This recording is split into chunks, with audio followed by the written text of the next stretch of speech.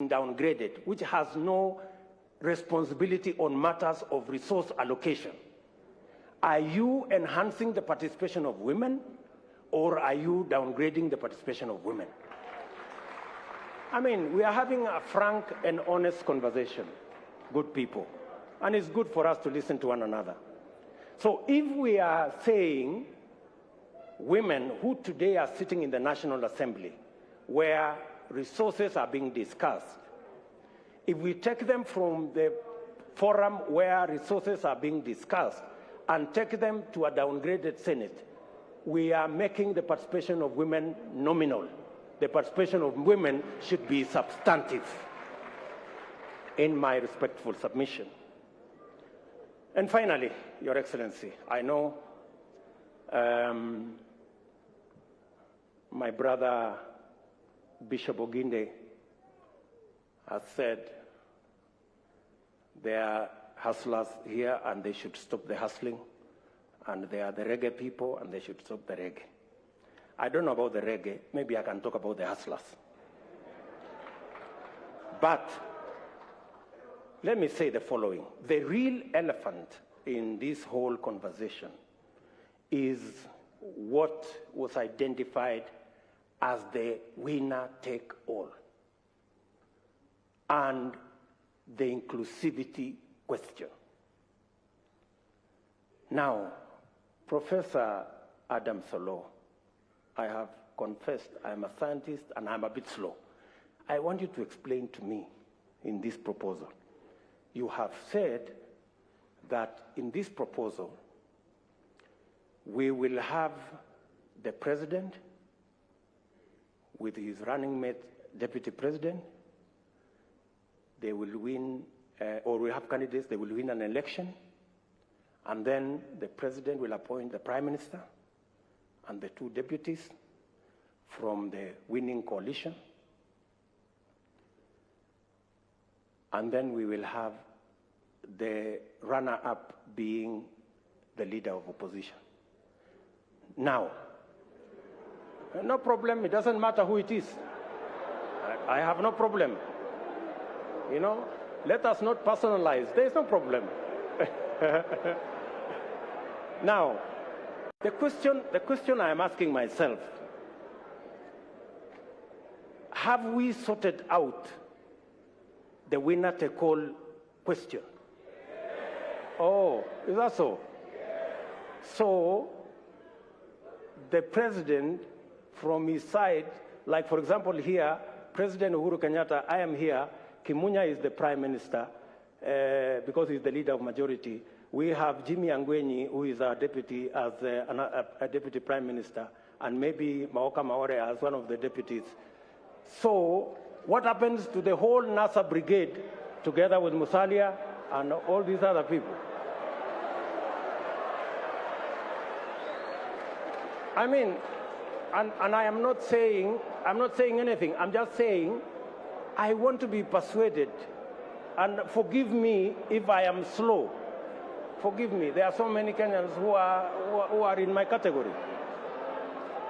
Are we together? Finally, on this inclusivity question,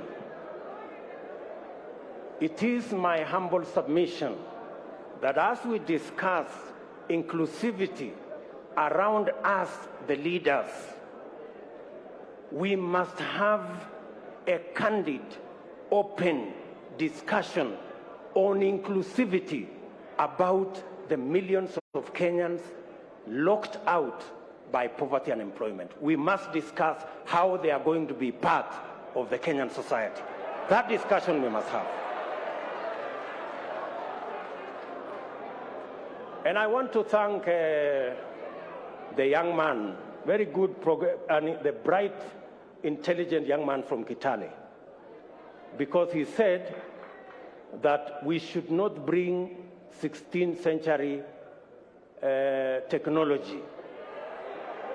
And I am sure he was referring to the wheelbarrow. And possibly he was referring to me and this wheelbarrow. Sindio? Good. Now, the question I want to ask us,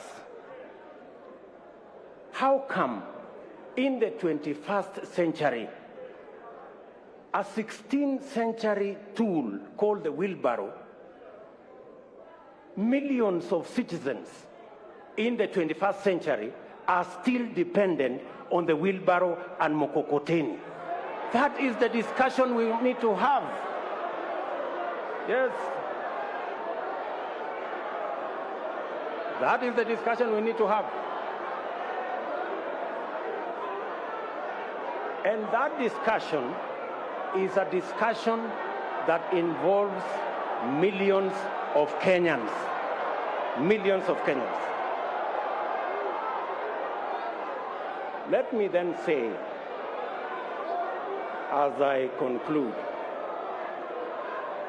that the Honorable Kalonzo Musyoka, I am finishing.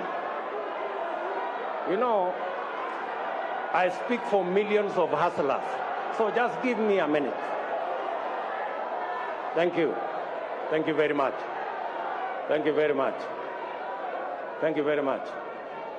So, Bishop Oginde said that the hustlers must stop the hustling. I have heard leaders here say that as we discuss this conversation, we must not have an us versus them. I have also heard leaders here say we must never have a conversation and a contest about the poor and the rich. We must never go there. And I believe we must never go there. But I want to remind you, good people, Abraham Lincoln, the 17th President of the United States of America, said, "Things may come to those who wait, but only things left by those who hustle." That is Abraham Lincoln. He was never talking about the rich and the poor. He was talking about the people who wake up early, the people who sleep late, the people who work hard, and that is the society we need to build. It is now my humble pleasure, ladies and gentlemen, to ask His Excellency the President of Kenya to make his remarks, and thank you very much for listening to me. Asanteni sana.